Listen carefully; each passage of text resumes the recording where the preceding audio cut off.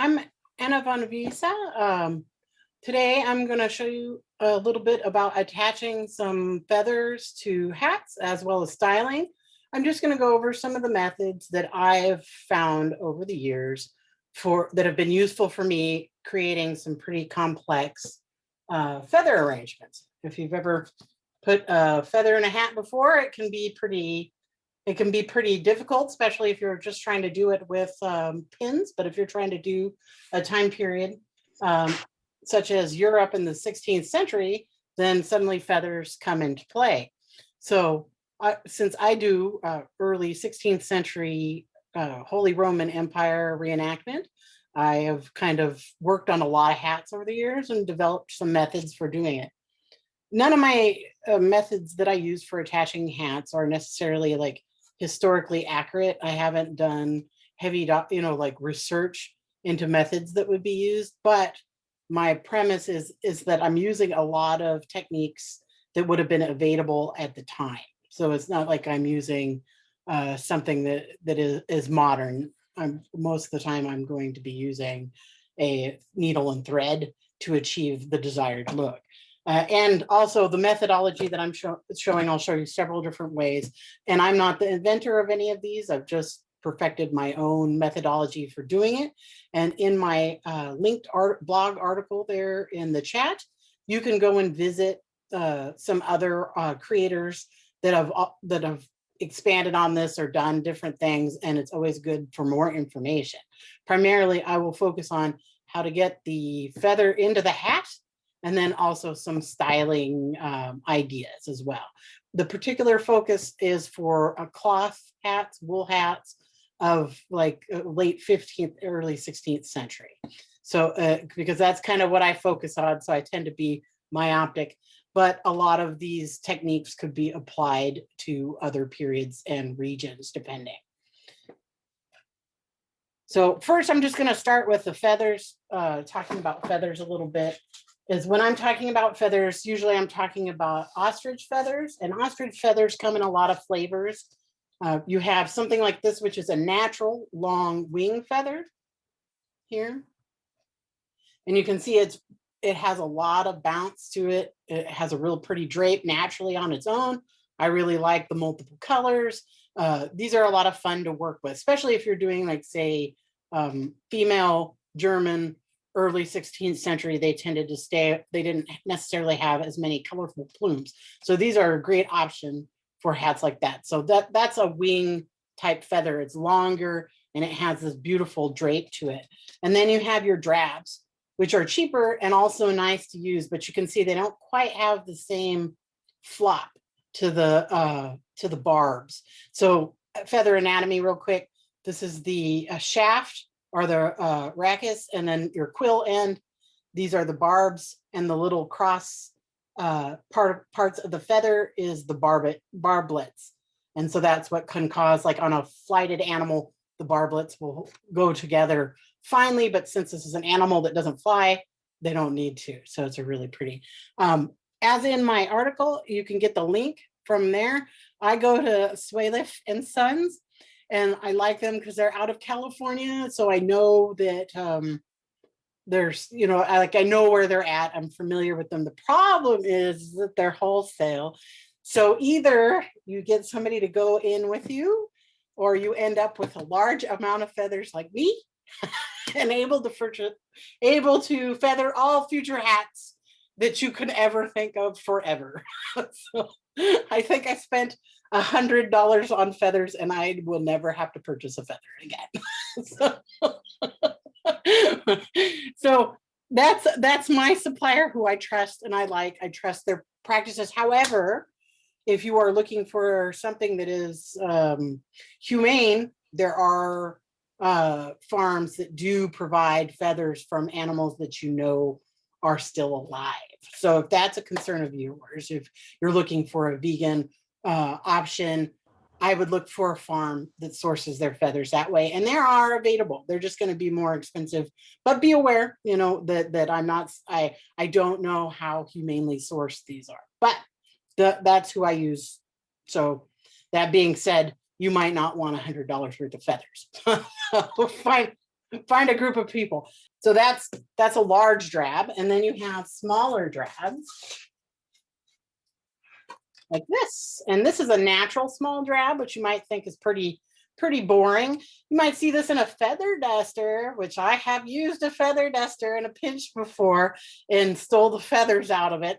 So this is just a nice small little drab, which looks kind of boring, but if you apply some styling methodology that was employed at the time, you can make these a lot of fun. But and when it comes to hats, there's also things like rooster feathers that you might be using, or even peacock or pheasant feathers, depending on the region and the history of the time, what would be used. So definitely, but primarily today, I'm going to be discussing ostrich feathers, but a lot of these can be applied to other feathers. Usually when I'm just getting started, my suggestion is to plan the arrangement. And if you're dealing with a hat where you're putting 1 or 2 feathers, it's not a big deal. But if you're dealing with a hat where you're going to put in 20 feathers, it's important to plan it out. So I will often put a hat just on a mannequin first and get an idea of what I might like to do. Pick out the particular feathers. I have my demonstration hat here.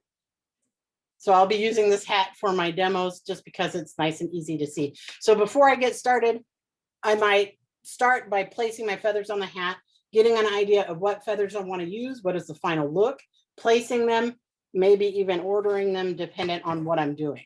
So keep that in mind. So one of the first methods I'm going to talk about is just straight pinning. And I think most people who have ever wanted to have a feather in their cap are familiar with that. So you can just take a pin and you can just directly pin it into your cap with no fanfare, which for one is fine. But what happens when you're dealing with, say, children or with somebody who might be touched? Or if you're like me, you are dealing with a lot of feathers and then you're poking yourself in the head, which has happened. It's not pleasant. So generally, I only use a pinning method if it's for an adult and I know that it's 1 or 2 feathers and it's going to be in one spot and they can manage that. I might even cover the end with a bead or a pencil eraser works as well. If I was going to be just doing pinning it in, just to make sure nobody was injured by the pen. But a lot of people use pins for their method of putting it in, but I'm not a big fan. So over time, I've kind of developed a way that I deal with feathers, and I actually will sew and then tie them in. I, over time, developed a way where I take and I will create ties on a feather before I apply these. And so I'm going to show you first how to create the tie attachments to your feathers to tie into your hat first. So I start doing that by just picking out, and this works best for larger feathers. If you had a particularly small feather, like say something like this, you're not going to be able to pierce the shaft of this feather without cracking it. So I recommend this for medium to larger feathers. And so all you have to do is take your feather. Let me find one I haven't done before. And I will pre-prep my feathers by doing this. Once I've planned my arrangement, I'll pick out a really large needle to make sure that I don't break it. But you want to make sure you pick out a needle that's appropriate, not too big for the shaft, not too small. So you want to pick something out appropriately. And I use upholstery thread. You could also use heavy linen if you like. I would heavily wax it to protect it from the elements to make sure it didn't degrade over time. And all you're going to do, I generally don't push off on it myself, but I'll hold it. And you're going to pick 2 points. Generally for a large feather, I pick 2 points, one toward the quill end and a bit up the shaft. This is going to allow you to control the angle of the feather after you put it into the hat. So, and all you'll do is just go through, right through the shaft or rachis and pull that right through. And now you have tie points. And I'm going to leave this really long and I'm going to go make another one. Consider over time, you start to pay attention to things like the angle of your feather. like what angle am I, because I've planned out my arrangement, right? So now I might adjust the way that I create my tie points based upon how I know I'm going to be attaching it to the hat. So I'm going to pull that through. I now have 2 long tie points attached to my feather. And I'm going to tie them off to the shaft to make sure they don't slip out. And I can reuse these over and over again. This is not necessarily, I leave them long so I could do it again and again. I do tie it kind of around it just to kind of finish it off, and then I'll tie it. You have to forgive me, my fingers a bit numb. And I'll create 2 point tie points. Now, if I was dealing with an extremely long wing feather, I might even create a third. And I do mention that in the diagram on my blog site. So now I have 2 nice tie points for my feather to attach to the hat. So that's one of the main methods that I use for dealing with larger feathers. I'm going to create, and you might think, well, that can end up being a lot of ties, and it can. But if you're creating a complex arrangement, you want your feathers to stand. These are expensive. You don't want to lose them. And you also want to hold up against the weather. Like I can get hit by a good blast of wind and I will not lose my hat. So you leave about 6 inches or more of this upholstery thread or heavy thread left on your, you're going to cut those or tie those later. But I'm going to just leave those on, and that now this feather is prepped to use later. Now, what happens though, this works for larger to medium feathers, like I said, and paying attention to not cracking the feathers. Keep in mind that if you do crack it, push through, tie it off, it's still going to work. It's not ruined. And you'll find that older feathers tend to be more brittle. You can kind of dip them and soak them a little bit in water. It does make them softer. So those are something to keep in mind. I did one time receive a haul of feathers from a somebody's garage sale, and they were very brittle, but I was able to use them no problem. So keep that in mind, that you want to pay attention to how thick your feather is, how soft it is. That's all going to come into play when you're attaching threads like this. So what happens if you have a broken feather and you still want to create an arrangement with these smaller feathers that you can't pierce the shaft? Another method that I use is where I take some sort of wool felt or regular felt. I just happen to have a lot of wool felt scraps, and you can either sew or glue that to the end of your feather, creating a really nice base for attachment. So I will take a small piece of felt like this, and I'm going to encase the shaft or on the quill end with this little piece of felt to hold on to the feather so that I could attach it later. So I'm going to take the same good size needle so that you don't break it. You know, wear a thimble or push off with some leather, whatever works best for you. And so this feather would be too small necessarily to create tie points, and also could end up being a lot of feathers. Or if it was really brittle, you also might want to do this. So instead of just tying it off, I'm going to take and I'm going to wrap it with this felt to add some protection. I am still going to try to pierce the shaft a little bit, at least in 2 spots, just to add an extra grab to it. See, I pulled it through right there. But this will provide protection for the base of the feather so that it doesn't crack, as well as create a nice, secure, flat tie point. And now that I've gone through one time through the shaft, I'm just going to go and sew up along, creating a channel for the feather.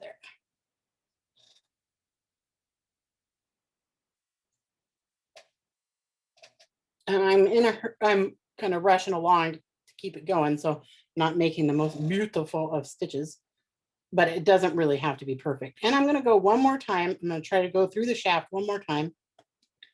And I just happened to have done this a lot, so I knew that shaft of this feather could take this particular needle.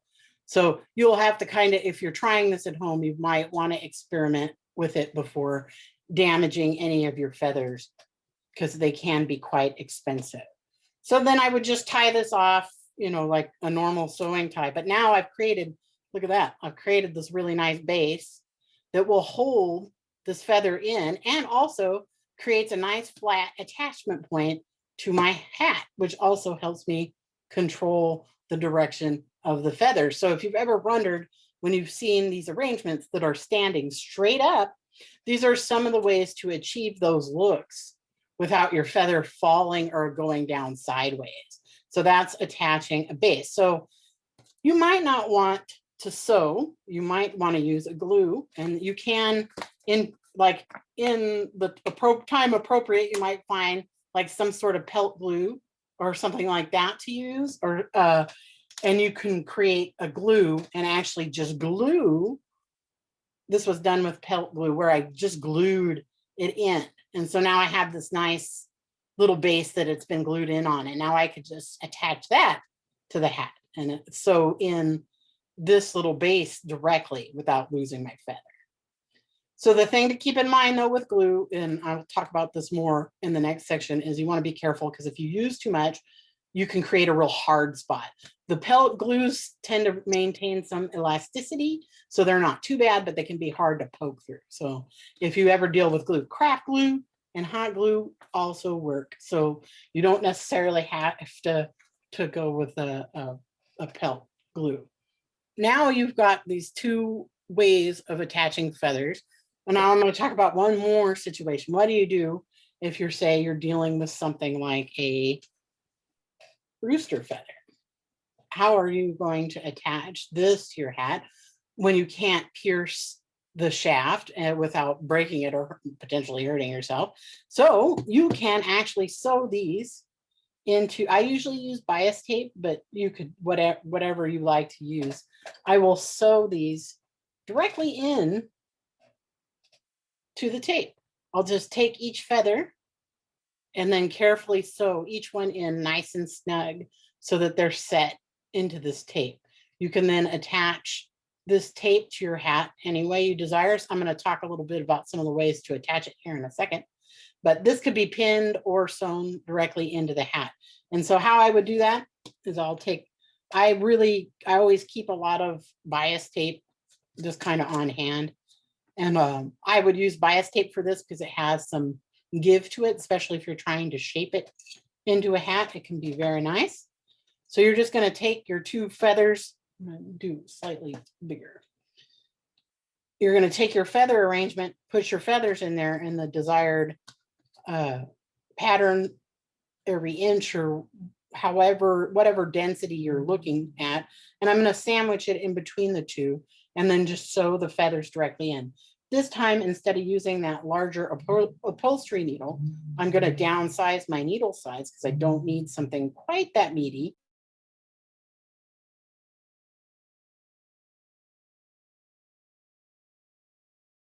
Yeah, downsize your needle so it's a nice smaller needle, because I'm still going to at least pierce the quill end of the shaft or rackus at least once and come through.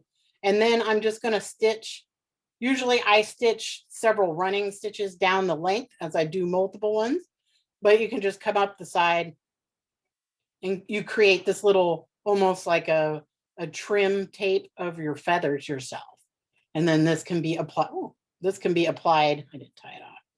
This can be then applied to your hat. So I'm going to go through the shaft at the quill end at least once, because if not, it might slip out between the channels that you create by sewing. So I do like sandwiching it at least once with that in there, but it doesn't have to be all up along. It can just be one time is usually enough to create the hold that you're looking for.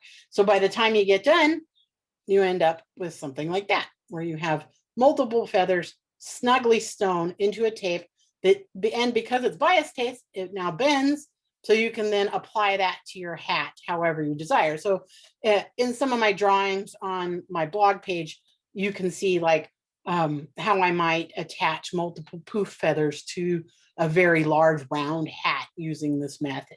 So that's another method that I use for attaching small feathers. So again, it brings up the pellet glue.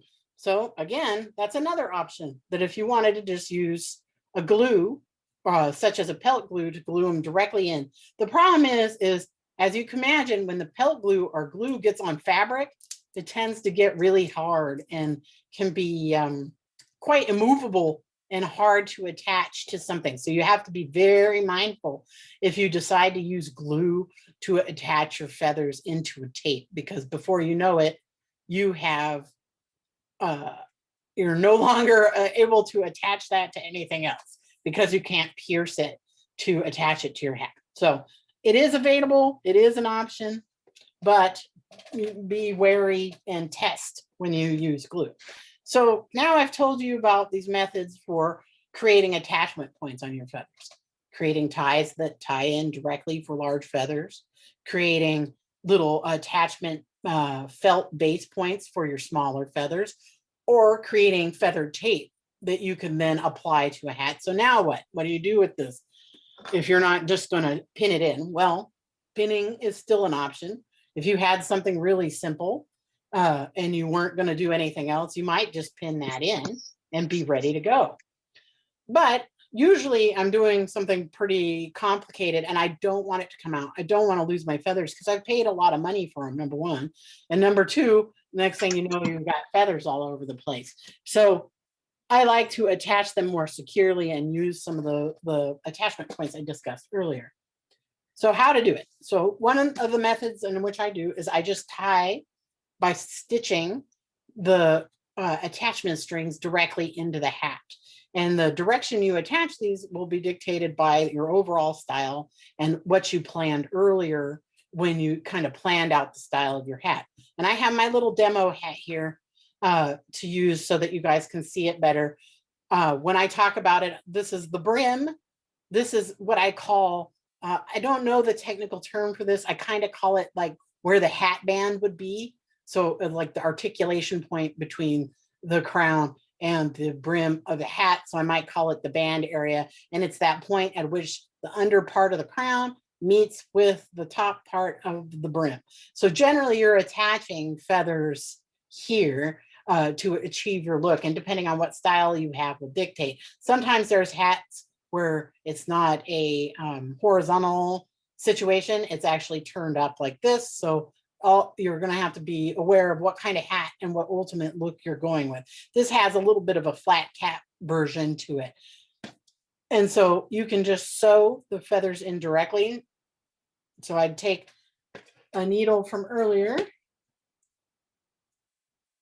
and thread that. And I'll use my ties that I created earlier, my little tie off points on my feather. And I'm going to start with the one closest to the quill end of the feather. And I'm going to attach, generally, I attach those right at the band point, the base next to the head. And this is if I'm going for a feather that's going to stick straight back or straight out the side or come all the way around the head. I'll just keep going. And then I'll shape each feather after I put them all in. So I'm going to attach that in here. And I'm just going to pull it through. This hat currently is not lined. So some hats, I do this after it's lined because I know I might be changing it later and I want to have access to feathers. But if I know I'm going to never change the feather location again, I might do it before I've lined it. So normally the way I make my hats, I would attach a lining to this and then it will roll back up into the hat. So there's no lining in this. This is just the band on the inside where I would attach my liner. So I just pull that through. I get both strings. I do them separately, not that far apart, maybe like they're spaced maybe a fourth of an inch apart. If not right, pretty darn close, but you want to make sure it bites into the fabric enough. It's kind of a little hard to see, but they're right there, right near each other. And I'm going to push that one through. And so now I have two strings coming through to the other side. And now if I was to tie this off with a kissing knot, or even while you're still planning a loopy bow, that you'll later go back and turn to a knot, you can start planning out your arrangement. And as you can see, that feather, it's not going anywhere now. It will stay on the hat. And that's one nice thing about this method is you can get hit by wind, you can get any number of caught in a doorway and your hat will remain intact, a little worse for wear, but still intact. So these strings that I brought through to the other end, I might, while I'm planning, sometimes I just create a big loopy bow while I decide on all the positioning.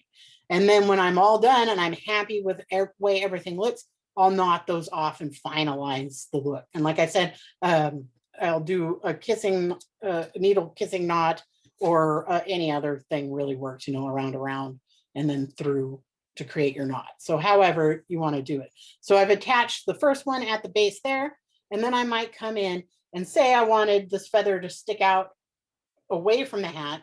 I might then tie the second one off further out onto the brim to create angle, any angle that I want to go with.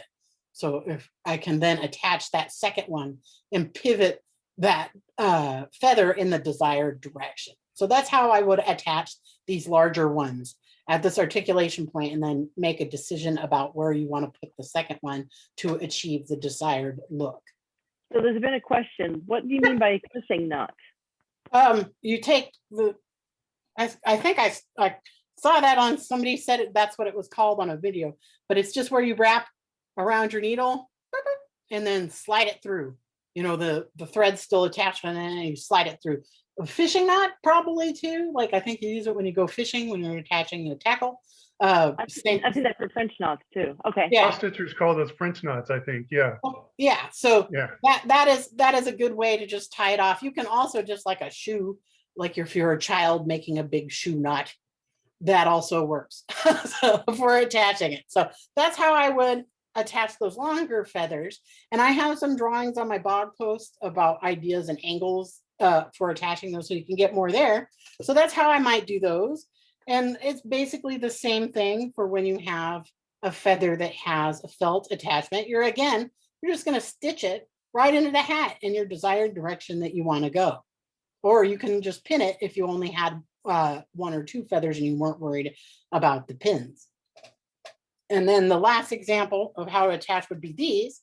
And these can be a lot of fun because you can just stitch those right onto your hat in your desired direction. So say if you were looking for a situation where it went kind of straight up along the crown, you could then sew those into it. And you can sandwich it in between layers as well.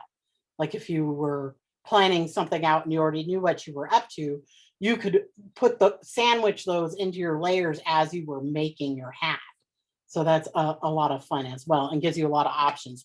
But you can, like say if you were doing a large talabre and you had two sections, you could then sew those in between the two and catch them. Another note is some people have really good old tough sewing machines, and sometimes tough older sewing machines can sew right through, like a very small feather, like a rooster feather, and you can actually attach that with a machine to your tape, although extreme caution because breaking needles or, you know, any number of bad things could happen to your machine. So that's only, like I had an old Kenmore and I was fine with doing that with my old Kenmore. Now I have a computerized machine and I would never do that because it would never talk to me again. So, and some more examples. So that's how I would start attaching those to the hats. And I have a picture showing the lining, and I wanted to kind of give you an idea what I mean when oh my gosh, there's dog hair all over this bad boy.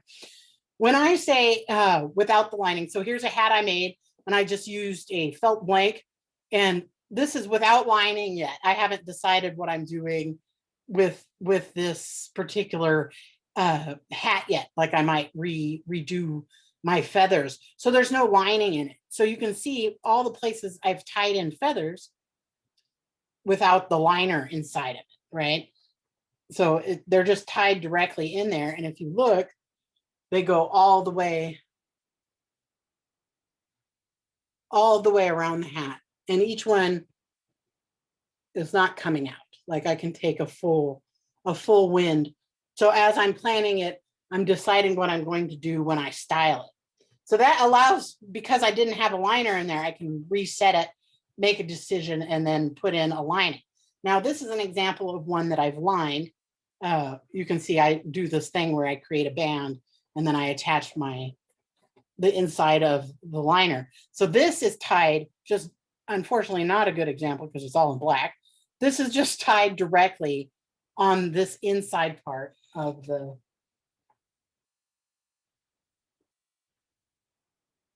So there you can see the ties as I finalize it. I don't even mind then showing, this is another example where I did linen on the inside as a liner of the hat. And so I'm still trying to make decisions about what I'm up to with this particular hat. So you can see all the ties in it. I haven't finished yet. When I'm done, I'll cut any remaining and then it'll be set and styled and ready to go. So this particular one, I haven't quite finished styling it yet, but that gives you an idea. And I mean, the feathers don't go anywhere. You don't lose your feathers. And you can imagine putting a pin in each one of these feathers could be painful. There are other techniques where they describe attaching them to wires and then putting the wires around on the hat. I'm not going into that because I don't have a lot of experience with it, but it does exist out there. And I do have links on my little blog post that'll point you to some more interesting places. So now you've attached all these feathers. What do? Like, you look like a rooster that got roughed up. Well, you got to style them. And so that's kind of the second part of my little demo today, is how to style some of these. I'm not going to go too far because other creators have done some brilliant work on this and really gone into historically accurate early 16th century like ways in which they decorated feathers. So you can always visit the links that I provide on my blog page to go and see more of those. There's people who have done a lot of great work, but if you're in a hurry and you're trying to get this done, what are you going to do? Well, one of the main methods is just shaping your feather manually. And you'd be surprised how much bend and turn to your feather you can get by just manually massaging the shaft or the rachis to get what you desire. You can also wet them, dampen them to shape them in some desired way. Mainly, I'll just get a hold of them. And then I will go back and style them some more. So another thing you can do, like I mentioned, these little dull, kind of sad looking little drabs earlier that are in this natural. And of course my iron turned off. Let's give that a second. So you can also style feathers by using heat from curling irons or flat irons as well. I have my flat irons on. So I own these hair products. I don't think I've ever once used them on my hair. So you can take it. And now you can really get some really neat shapes. And that, they have found tools and stuff that were used for shaping fabric and stuff from the 16th century. So it's not beyond the pale that they had some ironing tools special for creating certain looks. And they are supported in the documentation. They did a lot, especially in the Holy Roman Empire, they did a lot of decoration of feathers on their caps. So curling iron or flat iron is great. Note for anybody who is a seamstress or a tailor, they work wonderful for fabric as well. So it's a good thing. If you ever need to straighten a lapel real quick, you can just take out a flat iron and voila, without ironing the whole thing. So they're great. They're great to have in the craft room. Let's see if my curling iron heat up, because usually that's a fun example. So the curling iron really gets a nice spin. I did one earlier. I can show you that one. So there's a curling iron. So you can see even if you had broken feathers, say you had some ostrich feathers that broke, it wasn't unheard of to then take, just one end of those and then style those and attach just the end tip and the separate together, but you give treatment to curling them and then add them to that. I don't know if this is going to be warm enough. I've heard people say, oh, they really like Marcel irons, which if you don't know what those are, it's okay. They're just like a special curling iron that has two flat ends to it that you turn it instead of the spring-loaded curler. And so I'm just gonna go around that. I'm not gonna do too incredibly hot. I would always test it first to make sure before I did anything, I wouldn't want to burn feathers.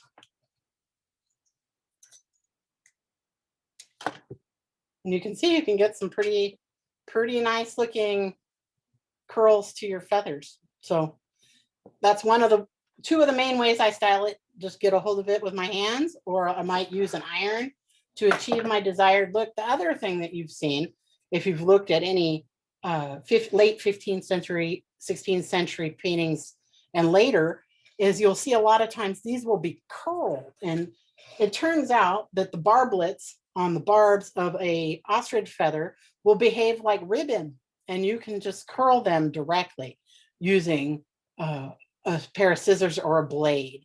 And you would do that just several barbs at a time, so that you so it takes a while, but you would just pick just a couple at a time, because you wouldn't want to rip too many of them out if you get a little bit carried away. So I have a scissors I use for that.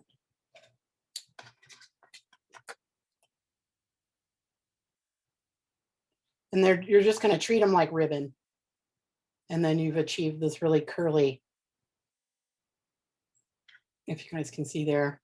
And then you can do that down the whole length of the ribbon, and it creates this really beautiful look. So then you can curl it with a curling iron to achieve the spiral. And then you could then curl each of the little barbs with a curling iron and get these. You've seen them probably in the paintings, you know, in the hats, you see these poofs and you're like, how did they pull that off? Well, this is one of the possible ways in which it's suggested that it was achieved.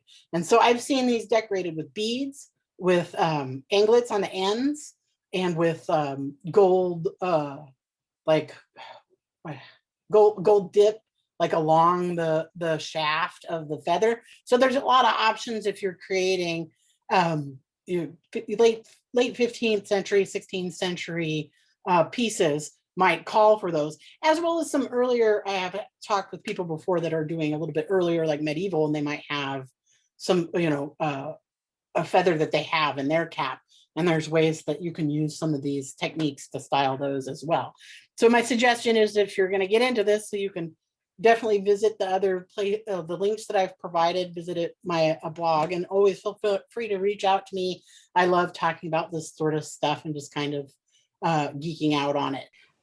Do the feathers ever uncurl? Like, because we live in Texas and there's heat and humidity and it's horrible. You can get rained on and lose like some of the heat treatments. You're not gonna lose. I haven't ever lost, like, I haven't done a terrible amount of this, but I've never lost this. But I have, like, I maintenance my hats, like every year I'll pull them out and adjust them. Because another technique that I do, if I'm dealing with a whole bunch of wing feathers like this, if I don't maintenance this particular hat, I can't see when I wear it. So I do occasionally maintenance this hat.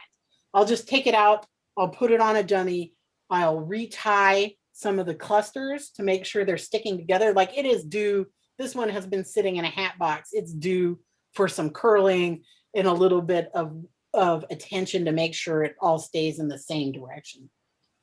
And this one I usually pin this particular one to the top of my cap. And so I will take it out and just kind of do a maintenance, and I'll get my curling iron out and I'll retreat it. This particular hat is worn by a child, and you can see it lives through through being worn by a child to an event. So she can go and just, I mean, there's no being careful with it, and it will survive her attentions to it. So I really like this method for that reason, and I don't have to worry about her hurting herself by touching her hat. I would hate for her to poke her hand or something like that if I had just pinned them in. Also, another neat thing is I actually dyed those. Feathers will take, the blue and the gold feathers will take wool dye. If you have a dye concoction that, like an acid dye that's appropriate for wool, you just have to be careful though, because you can damage the barblets, like they lose some of their foofiness and they'll get smooth on you. So you do have to be aware of that. But I do occasionally, if I'm dyeing wool, I will dip my feathers in there real quick and dye them to match the outfit. So I'm working on an outfit that is probably way too matchy, but but it will have those colors in it, and so it'll all just kind of tie together. And it shouldn't probably match, but I love the matchy. So What if you've got a hat that's already constructed and maybe say like out of leather or something? so leather, Still the same techniques? I would want to be careful with leather because you don't want to damage it when you're, so small, appropriate size needles, don't go too big, then you could probably just do individual feathers and just have 2 points of connection and that's it. I would be very careful with puncturing leather. I don't have a lot of experience with leather. Like primarily I've worked in just with the cloth hats, but I have done these in like straw hats and it works as well. You can tie feathers into straw hats, works just fine. You can also do feathers, and like if you wanted to do a reef or something, you can tie that all into your straw hat as well. Just going between the weave, you just go between it instead of kind of puncturing through it. But with leather, I would probably consult with somebody who specializes in leather, and then find out what they would recommend for piercing it. Like that would be my only concern, is I would hate to see somebody damage or mess up the integrity of a hat. But if you had any like stitch points that already existed on a hat, you could leverage those. Like take a needle, go through the stitch point and grab it in the stitches, and then you don't have to worry about puncturing the leather. So I might consider that for if I was dealing with like a solid leather hat. I'd be worried I wouldn't want to ruin it, so. I know there was an earlier question about your sourcing for your feathers. You went through at the beginning, but it sounds like you probably have a lot more information on that. Yeah, I've used several sources, but the one that I like the most is a California wholesaler. And but you have to order like $100 worth of feathers. So get a buddy or end up with a lot of, I don't know if you can see that large basket back there. That is just full of feathers. So I went in by myself. I really wanted these, and this was the only way that I could get these particular. I love these natural. They call them chinchilla feathers. I don't know why. They're not from a chinchilla, or there's something that looks like that. The word does. So I might be murdering a language. It's entirely possible. So I love these feathers. I couldn't buy them from anywhere else. And so I wanted to buy some of these. So I just added on. I picked a random where I let them send me whatever they had in stock, which is incredibly cheap. And they just send you and you get a wide array, and which is kind of fun because it turns out, like I know some people that really, I know someone who she really likes these colors. So I was able to put that in her hat, which is a little bit of a stretch if you're going for like, very accurate. You're going to then want to consider colors based upon what's accurate for the time period. They did have, like I said, anything that takes to wool will take to a feather. So you can kind of think of it along those lines, what colors would have been available for whatever period or region you're dealing with. If it's available in wool or in some animal appropriate dye combinations, then it's appropriate for the feather of the time. Yeah, they can also paint them as well. So I mean, gold, it's not uncommon. Like I said, some of the links I provided at the bottom have like beautiful examples from the history of fashion of Mathis. I can't say his last name properly. He basically documented his outfits every day for like 20 years in paintings, and it was his own personal diary. So if you ever want to see, early 16th century, what is now, Southern Germany style, for men, he documented it daily. So he has these beautiful feather plumes with anglets and gold and beads, and they're lovely. So that's a definitely good, yeah, pink was achievable. So definitely. So if you decide to order feathers, you could always ask like 2 other people and then go in together, and then you get like a big box of feathers together. Or if you're just feeling like you want a supply of feathers to last forever, you can do that too. It's worked out for me. I've made you can see I make a lot of hats, and I've made a lot of hats, and I'll continue to do so. And I've never had to go, oh, I need feathers. I will never need feathers. And another idea is if you're in a pinch, this is a feather dust. These are feather duster feathers from just like Walmart. And they work. If you decorate them and make them pretty, they come out really nice. So if you're on a budget and in a hurry and desperate, you can always get feathers.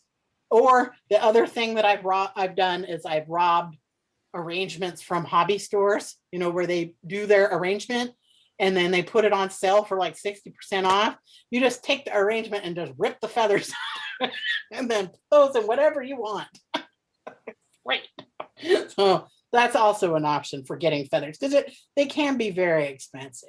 But I can tell you, I don't ever lose feathers, and I always reuse. Like once I own them until they brittle away and die. And for some reason in Texas, I have not had a problem with any mites. I haven't had any big, whatever, however I store them, I put them up in a closet, appears to be perfectly adequate for storing them.